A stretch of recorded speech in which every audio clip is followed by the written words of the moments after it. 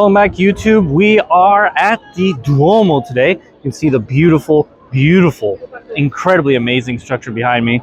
This is Milan Duomo. Again, this is one of those structures that I don't know if the video can do justice, but quite frankly, I am astonished with the actual architecture of this building. It is incredibly beautiful.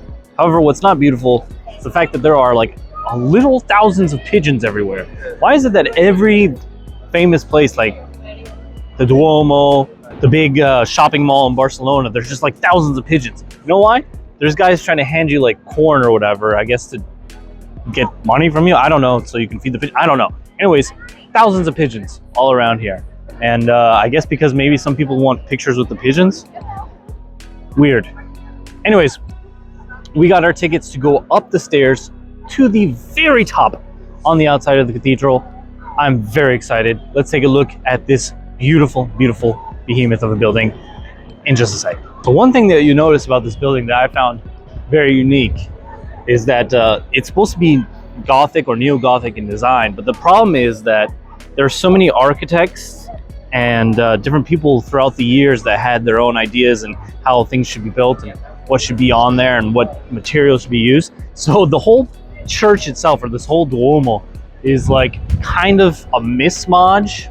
Like it's just like a culmination of ideas and thoughts and materials, basically. So the whole thing is actually not really one unit. It's not one, like the Sagrada Familia is all kind of built and conceptualized by one person and followed throughout, but this one didn't have the same thing. So unfortunately, this thing is pretty much under constant repair, constant management, because it could collapse almost at any second. It's not really the most structurally integral building.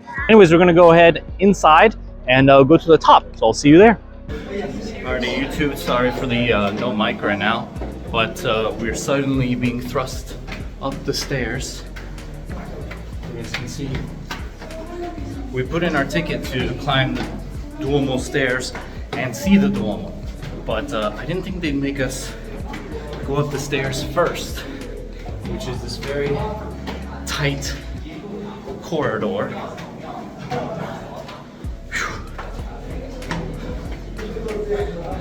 If I knew that I would have been doing this first, I would have been a bit more prepared. So YouTube, if you guys do the Duomo combination stairs, now you know you're doing the stairs first. Alrighty, YouTube, we are now at the top, mic'd up. Everything is all good, but the view is, well, the view is pretty all right. I'll admit it's just kind of, it's because it's not super high up, but it feels taller than it actually is when you're going up the stairs. That's kind of the big thing. But I will say this, it makes for a very unique experience to come up here and actually see up close the details of the roofs and see all the buttresses up close. They really do like their buttresses. Oh, look at them. Look at all those buttresses. Beautiful.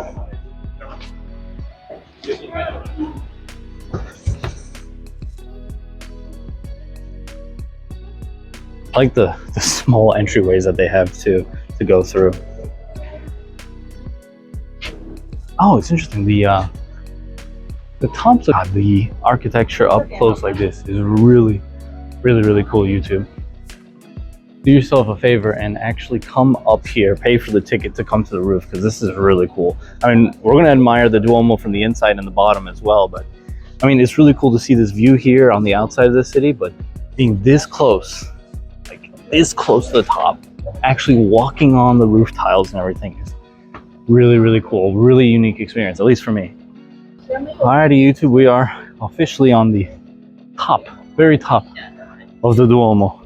This is It's very cool to actually be up here. Like, you guys can maybe see behind me, this is like the literal roof of the building. Like, we're on a slant, you have the middle pathway here where you can walk easily. Well, this is very cool, but I do wish it was under less construction. But as I know, the Duomo is constantly under repair and check, because I mean, under constant repair and check, because I mean, you could see it all the arches, all the buttresses, all the walls, everything is a little different, and you can see that prominent. Like over here, like look at this. The OCD in me is killing me. It's just, it sucks. Look how uneven it is. Look at this. Look at this one in particular. Oh, I mean, it looks cool, but at the same time, I'm just like, it's imperfect. It's not perfect. And now we can get a better view of the city. I didn't even. Our YouTube, we're going back down the stairs. Just for you guys who are wondering, this is basically what the stairwell looks like. It is very tight with about 3 to 4 steps going down in this very narrow column, I guess. Alrighty, YouTube, we just finished exploring the Duomo. Sorry, I couldn't really talk while inside. They were holding mass, and I didn't really feel comfortable kind of talking because there are many signs that says silence, you know, be quiet. So we did get some couple shots of the inside of the Duomo, which was fantastic. Honestly, the architecture inside too was absolutely stunning. All the big, huge columns, the stained glass, several different like architect structures for the main religious idols, basically. Those were really, really cool. The whole church itself was really beautiful. I mean, I guess if I was religious and I did want to have like mass, basically this would be the building I want to go to, or one of the buildings I want to go to. But I guess for you guys wanting to come to Duomo, there are 2 things you can do, because you can go in for free during mass, right? Anyone can come in. So if you don't want to pay and you just want to go inside, then go for mass if you're that kind of person. Otherwise, you do have to pay to go in, and you have to pay to go up the stairs. So you do have some options. But if you don't want to come in on a day that they have mass, you don't want to come in, I don't recommend Sunday or 9 a.m. Sunday. I honestly didn't even think about that when I booked the tickets. I just like, oh, let's go.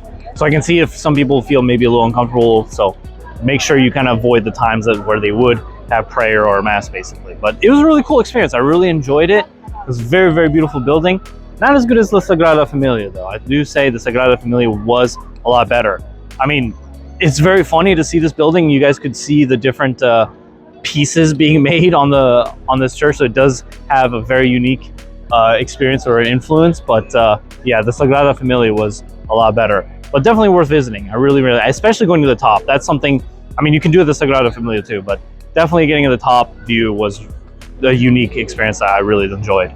Anyways, we're done exploring the church for today. We're gonna grab some Milano food somewhere. I don't know, getting a little pego paio. Anyways, let's go find some delicious food. Alrighty, YouTube, another reason to come inside this beautiful gallery is to do a spin on the bull. Apparently it's for good luck. I don't know exactly why, or you can make a wish, whatever it is. So we're gonna head and do that as well.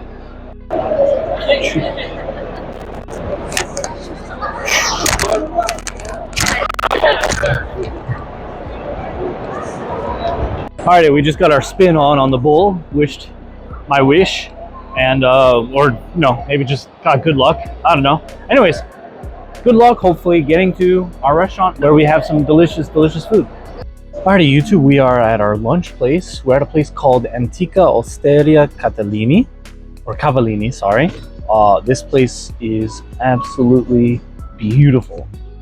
They do have an indoor seating area, but obviously we wanted to sit outside, and it's really like, it doesn't, when you enter the place, it doesn't feel like this exists. This is super cool. And they do have like, well, there's another restaurant behind that's like a pizzeria. There's one reason why you wanted to come here, and it's for the ossobuco con risotto milanese. So risotto milanese, it's just Milanese or Milano style risotto, which is only you can get in Milan. But ossobuco is the oxtail. It's something I don't think I've ever tried, but something I've always wanted to try. Risotto is always good, but the reason it's different, I think they use like maybe saffron and turmeric a lot in their risotto, so it's got this beautiful yellow color. I'm very excited, very hungry as well. Also, part of the caperto, we already had some, but they gave us some focaccia bread for free, which is very nice. But I mean, for caperto, it's €3 per person here. But I mean, I guess they offer very nice service, so it's not too bad. Alrighty, YouTube, so far this place is a hit, and we haven't even gotten our food yet. I mean, the server is very nice, but he's given us some fresh bread to take home, as well as just another serving of fresh bread. And so far, restaurants where I've had to pay caperto, I've been very kind of upset because they didn't do anything in terms of service. We just paid to use a table and forks and napkins, which is very kind of annoying, but these guys are actually kind of offering service, so it makes the Coperto kind of worth it in the end.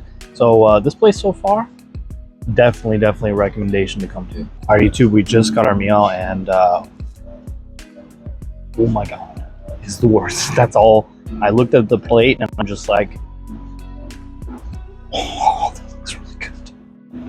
I think so far this is the first Italian dish that I've sat down and thought to myself, wow, this is something that I really wanted to order. I mean, I've had pizza and pasta so far, but this one looks the best out of everything so far that we've eaten.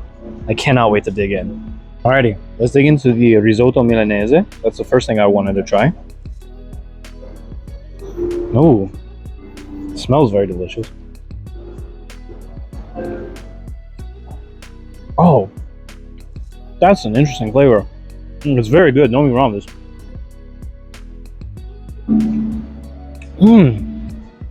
You can taste the Parmesan, but you can also taste that turmeric as well. But the turmeric isn't like incredibly overpowering.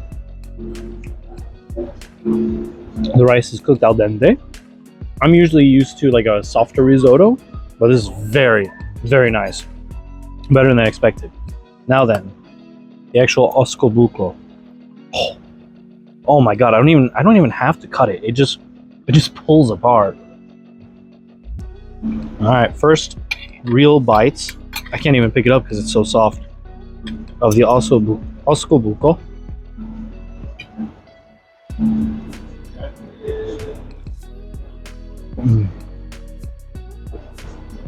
Oh,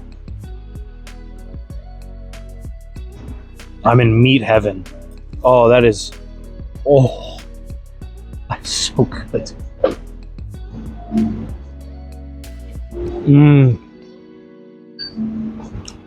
The meat is wonderfully soft. It's still got a bit of chew to it, but it's not like overly chewy. It's perfectly cooked. The seasonings are great. That sauce that they have for the meat is incredible. Let's get a little bit of risotto on top of that.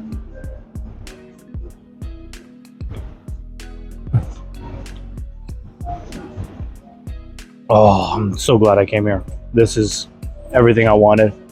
We're going to use some of that bread as well, because again, this is the homemade bread that they gave us.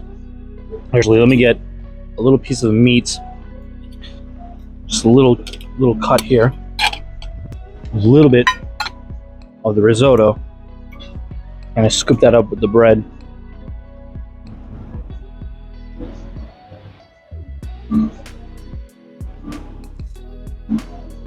Oh, this so far,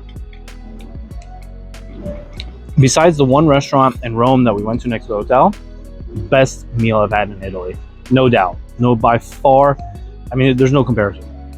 It's so fantastic. If you guys come to Milano, do me a favor, come to this restaurant. It's so good. It's really good. All right, I'm gonna pound out this meal. I'll see you in a little bit, YouTube. Now, one of the things, YouTube, if you don't know, is that with the bone this big, you actually want to eat or suck up the bone marrow as well. That's where a lot of the flavor is. For those of you who are not sure, we're going to take a smaller piece. Bone marrow is full of collagen, so it's really good for your skin. Oh, it's so good. It's not for everyone because it's kind of got a jelly-like texture, but you just slurp it down and it's got all kinds of flavor. Really good. Highly recommend. Of course, you don't have to eat it, but if you're ordering it, you're kind of wasting the meal. After our wonderful lunch, we are now on to dessert, which is this kind of cannoli. It's a little different from the cannoli that I'm familiar with, because the cannoli I'm familiar with is more like the kind of like a taco wrapped in cream, I guess. This one has baker's cream with powdered sugar and kind of looks more like a, well, it kind of looks like a bug, if we'll be honest. But should be good. Alrighty, let's take one. Ooh, it's a little sticky. Oh, it's much harder than I expected. I thought it'd be soft. That's nice. Should have a nice crunch to it.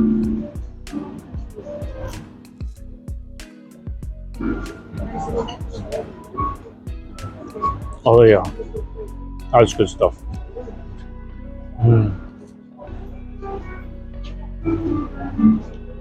What a delicious bug this is.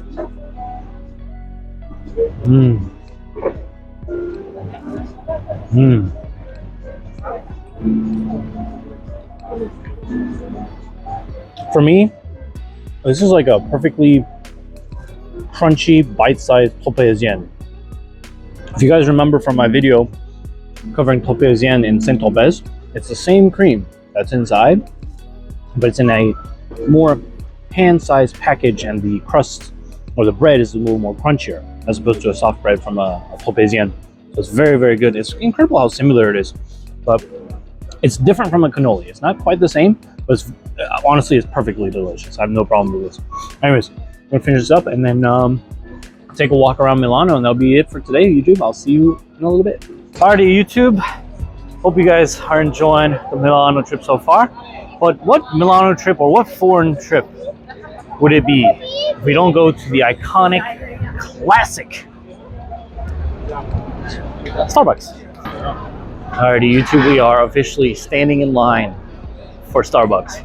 Like I'm waiting in line for some fancy Prada store or Gucci store.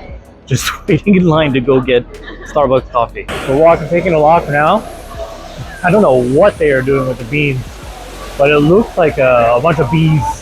And then over here you got the coffee beans grinding or roasting as well.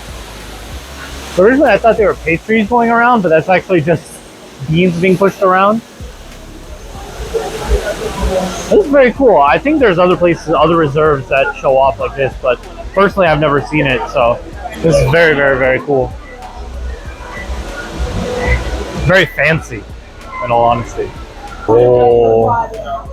So this Starbucks, you can actually get some real alcohol, which is kind of nice.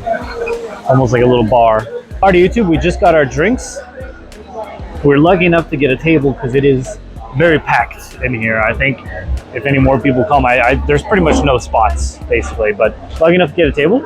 I did get something, not the standard Americano, because we're in Italy, might as well try something new.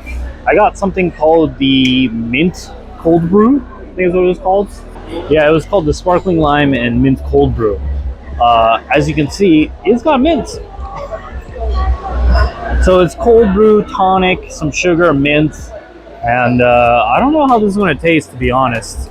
I've done a little bit of a mixing. The ice cubes are nice.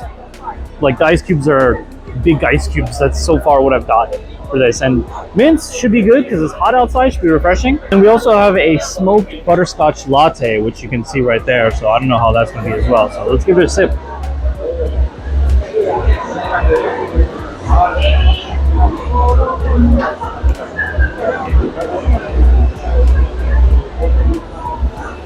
So much is happening in my mouth right now.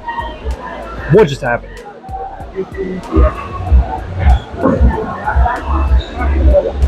There are no words to describe this drink. I don't know if I hate it or love it. It's chaotic. Oh my god, if chaos was a drink, this is the one. It's sugary, it's bitter, it's sweet, sour. It's got like all the flavors hitting all the profiles on your tongue. Oh my god, drinking this is like, it's not bad. Like, I don't hate it, but I also don't love it. I don't know how to really describe it. It's chaotic. That's the best way I can describe this drink. Like, I can taste the coffee, but I don't know if it's coffee that I'm tasting or like a kind of sugar. I taste the tonic for sure, but it's weird. It's not bad. It's a very just. It's a weird drink. I don't know how to really phrase it. It's really interesting. Anyways, the butterscotch latte.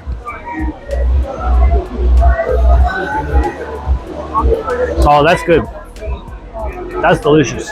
That just tastes like a normal coffee. My drink is Satan spat in this drink is what happened. But anyways, I wanted to try something different, something I could probably only find here. And well, mission successful, I guess. I don't really know how to phrase that. Anyways, YouTube, I think we're gonna just hang out for a bit, and then I think we're pretty much done for today. I think that's going to be it. But anyways, I'll see you in a little bit once we're done with the whole Starbucks place, because it's a bit loud in here. Alrighty, YouTube, we are back at the hotel now. But that's pretty much it for Milan. We don't have any other sites that we plan on seeing. I think the Duomo was the biggest thing. Tomorrow we're just going to be resting, kind of hanging out before we take our flight back to France. So YouTube, I hope you guys enjoy this Italian journey. A couple of weeks. I know it's been a long time for you guys, but for me it's been pretty fast, 8 to 9 days. I had a blast recording for you guys, all the cool sites and all the fun places to see. YouTube, thanks for watching. Next week, we're going to be back to France stuff, France videos. We're even going to be visiting the familial ancestral home. That's right, the Fontaine home. It's going to be a lot of fun. I'm very excited to go back to the old house. It's changed a lot since I've last been there, but very excited nonetheless. YouTube, thanks for joining me on this journey. And as always, like and subscribe if you want more. And thanks for watching as always. Peace out.